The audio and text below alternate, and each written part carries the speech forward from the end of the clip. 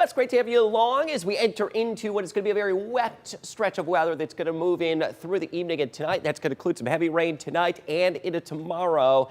And if you're going to be out the door early tomorrow morning, could be some soaking downpours that eventually through the afternoon, we're going to be climbing into the 60s for most areas. It could be talking record warmth on this early January setting. Downtown or close to Perrysburg now, we're looking toward Yark-Chevy of Perrysburg Cam. There is a little bit of a distance fog across parts of the area. It depends where you are, and it's patchy. I don't expect it to cause widespread issues this evening, but be mindful that there is some patchy fog across the area. We are in the upper 40s, east-northeast winds right now at around 8 miles per hour, and that east wind eventually is going to make more of a southerly turn overnight tonight and into parts of the area through tomorrow. Here's where our rain is going to be coming from. Developing storm system across the southern and central plains. It's going to send a wall of rain in our direction, especially after midnight and early tomorrow morning. But till then, mild conditions going to persist. We have fairly dry conditions. That damp and humid feel, though, on this early January setting. Let's take a live look down toward Findlay, where we can see some reduced visibility.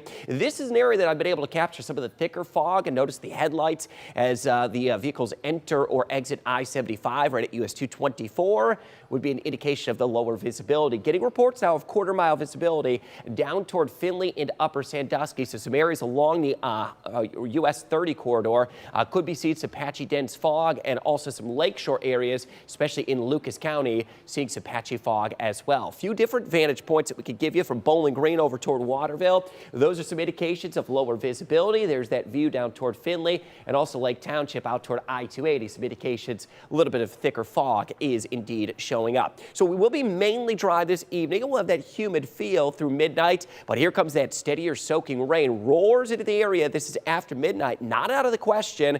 We could even get a rumble of thunder that will be possible tonight. Some pounding downpours that will continue tonight into tomorrow morning. And if you're an early riser Tuesday morning, could be back to work, or some of the school districts getting back into the classroom. Wet, foggy, mild, with soaking morning rain to be expected. Those rain showers do continue through the morning. They will begin to lighten up close to lunchtime and into the afternoon. That's when temperatures will begin to climb. We're going to be seeing 60s arriving initially down south.